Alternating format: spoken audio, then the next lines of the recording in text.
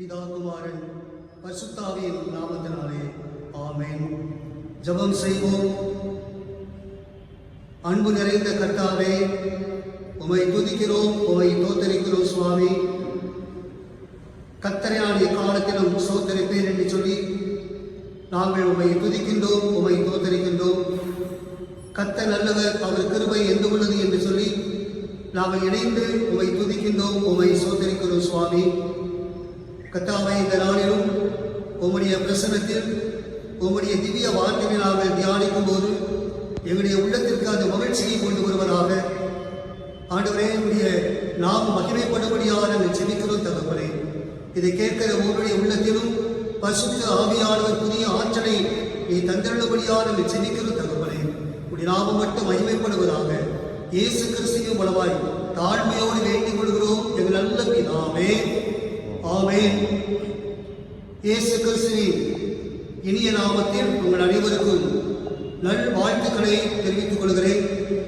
கடவுள் உங்களை பலப்படுத்தி சமாதானம் அருளி உங்களை ஆசீர்வதிப்பாராக. பிரியமானவர்களே, இன்று உயிர்த்தெழுந்த திருநாளுக்கு பின்வரும் 2ஆம் ஞாயிறு என்று சொல்லி இந்த நாளை நாம் அனுசரிக்கின்றோம். இந்த நாளில் நாம் தியானிப்பதற்கென்று கொடுக்கப்பட்டிருக்கிற ஒரு தலைப்பு என்னவென்றால், கிறிஸ்துவின் விருந்தோம்பலுக்கு அழைப்பு, இன்விடேஷன் டு கிரைஸ்ட் ஹாஸ்பிட்டாலிட்டி என்ற இந்த தலைப்பை மையப்படுத்தி நாம் சிந்திக்கும்படியாக இருக்கிறோம். இன்றைக்கு தரப்பட்டுள்ள திருமறை பகுதி பரிசுத்த யோவான் எழுதின சுவிசேஷம் 21ஆம் அதிகாரம் 1ஆம் வசனம் தொடங்கி 14வது வசனம் வரை அடங்கியிருக்கிற இந்த பகுதிகள். இங்கே கிறிஸ்துவின் விருந்தோம்பல் என்ற இந்த வார்த்தைகள் கடவுளுடைய தன்மையை ஆழமாக நமக்கு வெளிப்படுத்துகிறது. இதை குறித்து இந்த வேத பகுதியில் இருந்து நாம் அவர்களை குறித்து நாம் சிந்திக்கும்படியாக இருக்கிறோம். இயேசு கிறிஸ்துவின் ஊழியத்தின் ஆரம்பத்தில் மீன்பிடித்துக் கொண்டிருந்த சிலரை மனிதனை பிடிப்பவராக்குவேன் என்று சொல்லி அழைத்த பொழுது உடனே எல்லாவற்றையும் அங்கே விட்டுவிட்டு இயேசுவை பின்தொடர்ந்தார்கள், இயேசுவோடு கூடவே இருந்தார்கள் என்று நாம் அறிந்து கொள்கின்றோம்.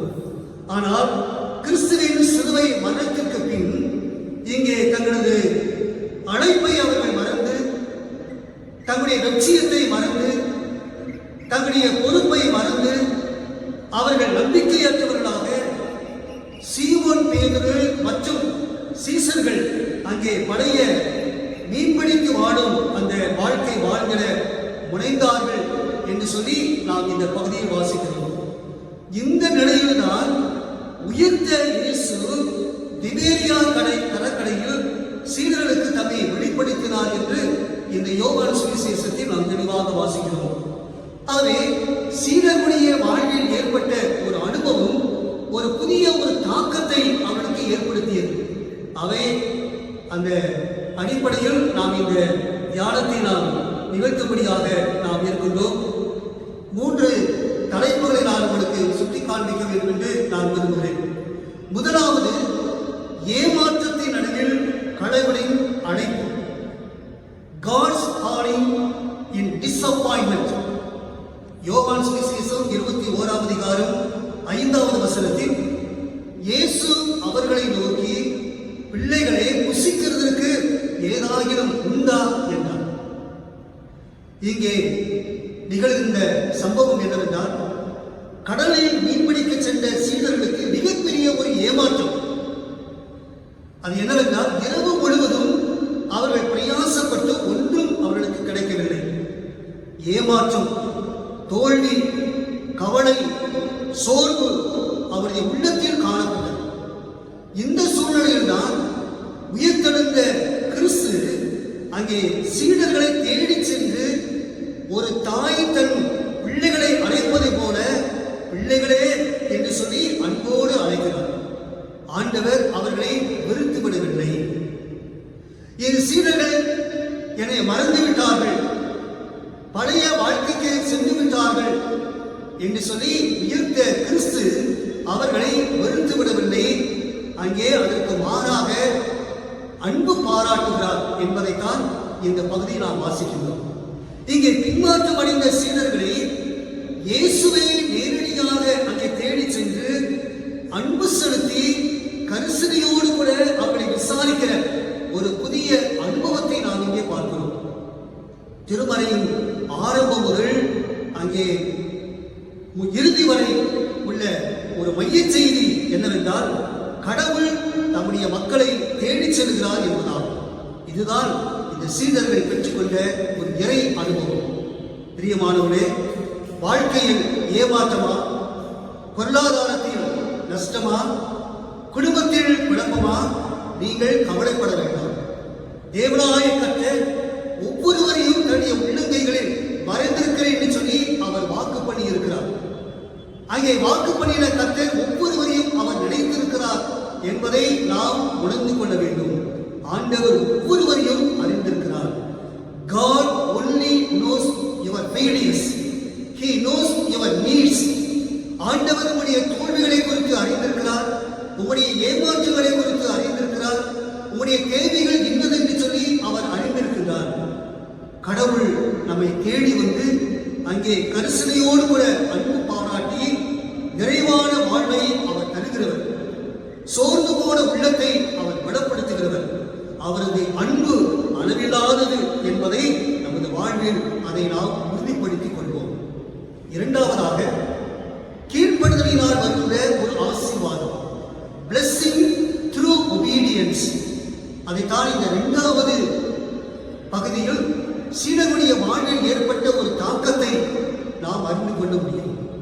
கீழ்ப்படுதலினால் வருகின்ற ஒரு ஆசீர்வாதம். இங்கே நடந்தது என்ன? கடலில் மீன்பிடிக்க சென்ற சீடர்கள் மீன் ஒன்றும் அகப்படாமல் வேதனையோடு கூட கரைக்கு வருகிறார்கள். உயர்ந்த இயேசு அங்கே கரையில் நின்றார். இயேசு அவர்களை நோக்கி, வலையை போடுங்கள், அப்பொழுது உங்களுக்கு அகப்படும் என்றார். உடனே இயேசுவின் வார்த்தைக்கு தங்களை அர்ப்பணித்து அங்கே கீழ்ப்படிந்தார்கள் என்று வேதம் சொல்கிறது. இதனால் கிடைத்த ஒரு பலன் என்ன? இதனால் கிடைத்த ஒரு ஆசீர்வாதம் என்ன? அங்கே மீன்கள் மிகுதியாய் அகப்பட்டது. வலையை இழுக்க முடியாத அனுபவம் அவர்களுக்கு ஏற்பட்டது. 153 பெரிய மீன்கள் அந்த வலையில் இருந்தன. உடனே இயேசுவை ஆண்டவர் என்று அவர்கள் அறிந்து கொண்டார்கள். அவருடைய உள்ளத்தில் மிகப்பெரிய ஒரு மகிழ்ச்சி அங்கே காணப்பட்டது என்பதை நாம் இங்கே அறிந்து கொள்கிறோம். பிரியமானவர்களே, கடவுளுடைய வார்த்தை அது நம்பிக்கையூட்டும் ஒரு வார்த்தை. அவரது வார்த்தைக்கு நாம் கீழ்ப்படியும் போது ஆசீர்வாதங்களை நாம் பெற்றுக்கொள்ள முடியும். Obedience to him always brings a harvest என்று ஒருவர் குறிப்பிடுகிறார். அவை கடவுளுடைய வார்த்தைக்கு கீழ்ப்படியும் பொழுது மிகுந்த ஒரு பலன் உண்டு, ஒரு மிகுந்த ஒரு ஆசீர்வாதம் உண்டு என்பதை இந்த சீடருடைய வாழ்க்கையில் நாம் அறிந்து கொள்கின்ற ஒரு காரணம். ஆகவே பூர்ண விசுவாசமும் பூர்ண கீழ்ப்படிதலும் அங்கே பூர்ண ஆசீர்வாதங்களை அங்கே கொண்டு வரும். யோபுவின் புத்தகம் 5ஆம் அதிகாரம் 9வது வசனத்தில் நாம் வாசிக்கிறோம், ஆராய்ந்து முடியாத பெரிய காரியங்கள், எண்ணி முடியாத அதிசயங்களையும் அவர் செய்கிறார் என்று சொல்லி நாம் இங்கே வாசிக்கிறோம். பிரியமானவர்களே, ஏவி கார்மேக்கல் அம்மையாரை குறித்து தெரியாதவர்கள் இருக்க முடியாது. இந்த ஏவி கார்மேக்கல் அம்மையார் இந்தியாவிற்கு வந்து கடவுளுடைய வார்த்தைக்கு அவர்கள் கீழ்ப்படிந்து கிறிஸ்துவுடைய அன்பை அநேகத்தில் அவர்கள் வெளிப்படுத்தினார்கள். மாத்திரமல்ல, அவர்கள் தமிழ்நாட்டில் உள்ள ஜோலாவூரில் ஆயிரமான ஏழை பெண்களுக்கு அவர்கள் மீட்பின் பணி செய்து தேவகரமாய் செயல்பட்டார்கள் என்று அவர்களை குறித்து நாம் வாசிக்கிறோம். ஆகவே இன்றைக்கு அந்த பகுதியில் அநேக சிறுவர் முதல் கொண்டு பெரியவர்கள் வரை இயேசு கிறிஸ்துவுடைய அன்பை ருசித்து அங்கு இயேசு கிறிஸ்துவை தன்னுடைய வாழ்க்கையில் சொந்த இரட்சகராக ஏற்றுக்கொண்டதற்கு ஒரு அடையாளமாக அது திகழ்ந்து வருகிறது. பிரியமானவர்களே, கிறிஸ்தவ வாழ்க்கை துவக்கம் முதல் முடிவு வரை கீழ்ப்படுதலே ஆகும் என்று சொல்லி நாம் கற்றுக்கொள்கின்றோம். சபை கூடி வருவதில், சத்தியத்திற்கு இடம் கொடுப்பதில், தசமபாகம் செலுத்துவதில், கடவுளுக்கு பிரியமில்லாதவர்களை விட்டுவிடுவதில், உபதேச பூரணத்தில் கீழ்ப்படியும் போது இந்த பூர்ண ஆசீர்வாதங்களை கற்றுக்கொள்ள முடியும். ஒருவர் சொல்கின்றார், மேல்படிக்கு போவது கீழ்ப்படி என்று சொல்லி ஒருவர் சொல்கின்றார். அர்ப்பணிப்புள்ள இந்த கீழ்ப்படிதல் நம்முடைய வாழ்க்கையில் ஒரு மேன்மையை கொண்டு வரும் என்பதில் ஐயமில்லை. அவை எப்படிப்பட்டதான ஆசீர்வாதத்தை ஆண்டவர் ஒவ்வொருவருக்கும் தந்திருவாராக. மூன்றாவது ஒரு தலைப்பு என்னவென்றால், விருந்தோம்பல் கொடுக்கும் அனுபவம். The experience for hospitality. இந்த மூன்றாவது தலைப்பு கிறிஸ்துவுடைய விருந்தோம்பலை குறித்து நாம் அங்கே படிக்க முடியும். சீடர்கள் படவை விட்டு கரையில் அங்கே இறங்கி வந்தபோது மீனும் அப்பமும் அவர்களுக்கு உயிர்த்தெழுந்த இயேசுவால் அங்கே ஆயத்தப்பட்டபடி இருந்தது என்பதை நாம் வாசிக்கின்றோம். இயேசு அவர்களை நோக்கி, வாருங்கள், போஜனம் பண்ணுங்கள் என்றார். இயேசுவின் திருப்பணியில் இந்த உணவு என்பது அது ஒரு உறவின் அடையாளமாக அது தரப்படுகிறது. எங்கெல்லாம் இந்த உணவு என்று சொல்லி சொல்லப்பட்டிருக்கிறதோ அங்கெல்லாம் இயேசு கிறிஸ்துவோடு கூட இருக்கிற ஒரு உறவு நிலையை அங்கே அடையாளப்படுத்துகிறது என்பதை நாம் கற்றுக்கொள்ள வேண்டும். இங்கே கர்த்தராகிய இயேசு கிறிஸ்து சில நாட்களுக்கு முன்பதாக மேலறையில் அங்கே சீடர்களுக்கு அப்பமும் ரசமும் கொடுத்தார். இங்கு அப்பமும் மீனும் அவர் கொடுத்தார். மேலறையில் மரிப்பதின் மூலமாக அவருடைய சரீரம், அவருடைய ரத்தம் அங்கே அவர்களுக்காக சிந்தப்படும் என்றார். ஆனால் இங்கு உயிர்த்தெழுந்த கர்த்தர் தேவனுடைய ராஜ்யத்தின் புதிய ஜீவனை கொண்டு போஷிக்கிறார். இங்கே விருந்தோம்பலில் பங்கு கொள்ள செய்கிறார் என்பதை நாம் அறிந்து கொள்கின்றோம். ஆகவே இயேசு கிறிஸ்து அங்கே சீடர்களுக்கு அழகான ஒரு அருமையான ஒரு உணவை அங்கே ஆயத்தம் பண்ணி வைத்திருக்கிறார் என்பதை இந்த பகுதியில் நாம் வாசிக்கிறோம். ஹாரன் புட்டன் மேன்ஸ் என்பவர் இந்த விருந்தோம்பலை பற்றி அவர் குறிப்பிடும் பொழுது, இந்த விருந்தோம்பல் என்பது அது பணிவிடை செய்யும், தன்னை போற்றிக் கொள்ளாது, நோ இம்ப்ரஸ், தன்னை போற்றிக் கொள்ளாது என்று அவர் சொல்கிறார். மேலும் அவர் குறிப்பிடும் பொழுது, இந்த விருந்தோம்பல் வெகுமானங்களையும் பாராட்டுகளையும் எதிர்பார்க்காது, மாறாக கொடுப்பதில், அன்பை பகிர்ந்து கொள்வதில், பணிவிடையில் அது சந்தோஷப்படும் என்ற ஒரு விளக்கத்தை அவர் தருகின்றார். அது மாத்திரமல்ல, வெப்ஸ்டர் அகராதியில் இருந்து அவர் குறிப்பிடுகின்ற ஒரு செய்தி என்னவென்றால், இந்த ஹாஸ்பிட்டபிள் என்பதற்கு ஹாஸ்பிட்டல் என்ற ஒரு வார்த்தை அங்கே அடங்கியிருக்கிறது. இங்கே நொந்து போன மனிதர்களை அங்கே குணப்படுத்துவது என்ற ஒரு பொருளையும் இங்கே அவர் நமக்கு தருகின்றார். பிரியமானவர்களே, உயிர்த்தெழுந்த கிறிஸ்து நம்முடைய குறைவுகளை அவர் நிறைவாக்குபவர், தேவ ஆலோசனை நமக்கு தருகிறவர், உடைந்து போன உள்ளத்தை அவர் தேற்றி ஆற்றல் படுத்துகிறவர், நற்செய்தியை அறிவிப்பதற்கென்று வழிநடத்துகிறவர். அவரோடு கூட வைத்திருக்கிற ஐக்கியத்தில் நாம் ஸ்திரப்படுவோம். வெளிப்படுத்துகிற விசேஷம் 3ஆம் அதிகாரம் 20வது வசனத்தை நாம் வாசிக்கும் பொழுது, இதோ வாசற்படி நின்று கதவை தட்டுகிறேன், ஒருவன் சத்தத்தை கேட்டு கதவை திறந்தால் அவனிடத்தில் நான் பிரவேசித்து அவனோடு நான் போஜனம் பண்ணுவேன், அவனும் என்னோடு போஜனம் பண்ணுவார் என்ற வசனத்தின்படி அவரோடு விருந்து உண்பதற்கு நாம் ஆயத்தமா என்பதை இந்த செய்தி மூலமாக நாம் சிந்திக்கும்படியாக நாம் அழைக்கப்படுகின்றோம். கர்த்தர் அனைத்து நன்மைகளையும் நமக்கு அவர் தர வல்லவராக இருக்கிறார். நாம் இறுதியில் அவரோடு கூட ஆட்டுக்குட்டியாளருடைய கல்யாண விருந்தில் நாம் பங்கெடுப்பதற்கு நம்மை ஆயத்தப்படுத்திக் கொள்ள வேண்டும், நம்மை தகுதிப்படுத்திக் கொள்ள வேண்டும்.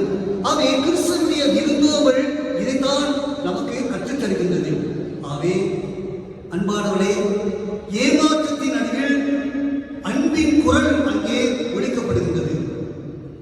கீழ்ப்படுதலின் மூலமாக நாம் பெற்றுக்கொள்கின்ற ஆசீர்வாதங்களை குறித்து நமக்கு அங்கே கற்றுத் தருகின்றது. கடவுளுடைய விருந்தோம்பலுடைய அனுபவம் எப்படி என்பதை, நாம் எந்த விருந்தோம்பலுக்கு நம்மை ஆயத்தப்படுத்திக் கொள்ள வேண்டும் என்பதையும் நமக்கு கற்றுத் தருகிறது. அவை எப்படிப்பட்ட ஒரு உணர்வோடு நம்மை தொடர்ந்து நம்மை ஆயத்தப்படுத்திக் கொள்வோம். ஆண்டவர் இந்த வார்த்தைகளை நமக்கு ஆசீர்வதிப்பாராக. கடவுளுடைய நாமம் மகிமைப்படுவதாக. துதிகன மகிமை ஆண்டவருக்கே உண்டாவதாக.